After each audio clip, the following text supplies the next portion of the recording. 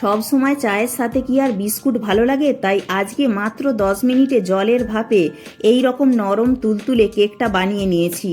খেতে দুর্দান্ত হয়।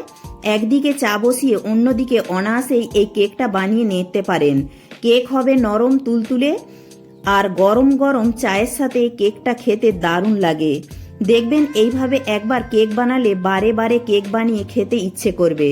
নমস্কার, আমি প্রিয়াঙ্কা আবারও একটি দারুণ স্বাদের রেসিপিতে সকলকে স্বাগত জানাই। কোনো রকম তেল, ঘি, বাটার ছাড়াই কেক বানিয়ে দেখাবো। আর কোনো রকম লবণ বা বালিতেও কেক ব্রেক করার দরকার হবে না। তো জলের ভাপে মাত্র 10 মিনিটে কেক বানানোর জন্য প্রথমেই লাগছে সুজি। আমি এখানে সুজি নিয়েছি 200 গ্রাম। আমি আজকে কেকটা সুজি দিয়ে তৈরি করে নেব। আপনারা চাইলে কেকটা সুজির বদলে ময়দা দিয়েও তৈরি করতে পারেন। এবার সুজিটা মিক্সির মধ্যে দিয়ে একটু গুঁড়ো করে নেব, তাহলে কেকটা অনেক বেশি নরম তুলতুলে সফট হবে। তো এখানে আমি খুব সুন্দরভাবে সুজিটা গুঁড়ো করে নিয়েছি। আর এখানে সুজিটা কিন্তু পুরোপুরি গুঁড়ো হবে না, একটু খসখসে থাকবে। এবার একটা পাত্রের মধ্যে সুজির গুঁড়োটা নিয়ে নিচ্ছি। আর অবশ্যই কেকটা তৈরি করার আগে সুজিটাকে এইভাবে একটু গুঁড়ো করে নেবেন, তাতে করে কেকটা খুব তাড়াতাড়ি রেডি হয়ে যাবে। আর খাওয়ার সময় সুজির যে দানা দানা ভাব আছে সেটা মুখেও পড়বে না।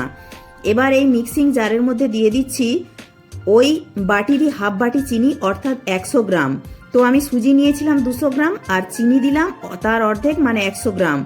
আর তাহলে মিষ্টির পরিমাণটা একদম ঠিকঠাক হবে। তার সাথে একটা ছোট এলাচ দিয়েছিলাম, ফ্লেভারটা খুব সুন্দর আসবে। এবার এই চিনির গুঁড়োটাও সুজির গুঁড়োর সঙ্গে মিশিয়ে নেব। আর দিচ্ছি টক দই। যতটা সুজি হবে তার অর্ধেক দিতে হবে টক দই, মানে 200 গ্রাম সুজির জন্য 100 গ্রাম টক দই। ভালো করে মিশিয়ে নেব। আর ওপর থেকে অল্প অল্প করে দিচ্ছি লিকুইড দুধ। চাইলে আপনারা দুধের পরিবর্তে জলও দিতে পারেন, তবে দুধটা দিলে খেতে বেশি ভালো লাগবে। তো এখানে অল্প অল্প করে দুধ দিয়ে খুব সুন্দরভাবে মিশিয়ে নিচ্ছি। তো দেখুন, খুব বেশি পাতলা করিনি, আবার খুব বেশি ঘনও নয়। আর এখানে কিন্তু রেস্টে রাখার দরকার নেই, যেহেতু সুজিটা গুঁড়ো করে নিয়েছিলাম, তাই সব কিছু উপকরণ ভালোভাবে মিশিয়ে নিলেই হবে। এবার দিচ্ছি হাফ চামচ বেকিং পাউডার আর তার হাফ বেকিং সোডা, মানে একটা চা চামচে 4 ভাগের 1 ভাগ বেকিং সোডা। আর অল্প একটু লিকুইড দুধ দিয়ে ভালো করে মিশিয়ে নেব। ভিডিওটি ভালো লাগলে অবশ্যই একটি লাইক করবেন। আপনাদের একটি লাইক আমাকে পরবর্তী ভিডিও বানাতে উৎসাহ জাগাবে। আর সামান্য একটু দিচ্ছি ভ্যানিলা এসেন্স। না থাকলে না দিতেও পারেন, তবে দিলে খেতে একটু বেশি ভালো লাগবে। তো বেকিং পাউডার, বেকিং সোডা ও ভ্যানিলা এসেন্সটা দিয়ে আমি ভালোভাবে মিশিয়ে নিয়েছি। তো বেকিং পাউডার ও বেকিং সোডাটা দেওয়ার পর ব্যাটারটা দেখবেন অনেকটাই হালকা হয়ে যাবে। তো ব্যাটারের ঘনত্বটা দেখুন ঠিক এই রকম হয়েছে, না খুব বেশি পাতলা না খুব বেশি ঘন। এবার ওতে দিচ্ছি একটু টুটি ফুটি। তো টুটি ফুটি না থাকলে যে কোনো ড্রাই ফ্রুটস দিতে পারেন, আবার চাইলে প্লেনভাবেও কেকটা তৈরি করে নিতে পারেন। এবার কেকটা বসানোর জন্য এই রকম একটা স্কোয়ার টাইপের মোল্ড নিয়েছি। কেকটা হয়ে যাওয়ার পর যাতে খুব সহজেই বেরিয়ে আসে, তাই কেক টিনটাতে অল্প একটু সাদা তেল ব্রাশ করে দিচ্ছি। এবার রেডি করে রাখা কেকের ব্যাটারটা দিয়ে দিচ্ছি। খুব সুন্দরভাবে এই ব্যাটারটা আমি ঢেলে দিচ্ছি।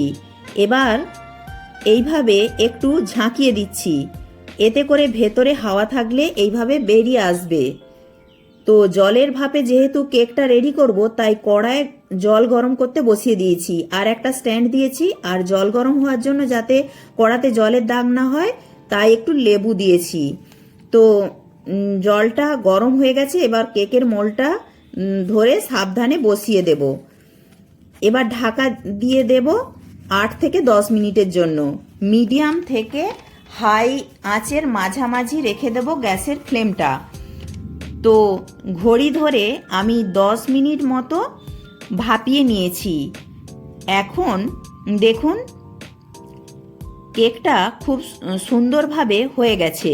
কেকটা হলে দেখবেন ওপরটা খুব সুন্দরভাবে শুকিয়ে আসবে। এখন আমি একটা কাঠি দিয়ে চেক করে নেব। কাঠিটা প্লেন এসেছে, মানে কেকটা ভেতর থেকেও খুব সুন্দরভাবে হয়ে গেছে। এবার কেকটা আমি ভালোভাবে ঠান্ডা করে নেব। তো ভালোভাবে ঠান্ডা হয়ে গেলে দেখবেন কেকটা সাইড থেকে আপনা আপনি ছেড়ে আসবে। তারপরও একটু হাত দিয়ে কেকটা সাইড থেকে ছাড়িয়ে দিলাম। এবার ওপর থেকে একটা থালা দিয়ে উল্টিয়ে দিচ্ছি। এতে করে দেখবেন কেকটা খুব সহজেই বেরিয়ে আসবে। তো দেখুন কত সুন্দরভাবে কেক রেডি হয়ে গেছে। জলের ভাপেও কিন্তু দারুণ সুন্দর কেক রেডি করা যায়। এবার কেকটা আমি ছুরি দিয়ে পিস পিস করে কেটে নেব। তবে আপনারা আপনাদের পছন্দ মতো যে কোনো শেপে কেকটা কেটে নিতে পারেন। রেডি হয়ে গেল মাত্র 10 মিনিটে চায়ের সাথে খাওয়ার জন্য জলের ভাপে নরম তুলতুলে কেক।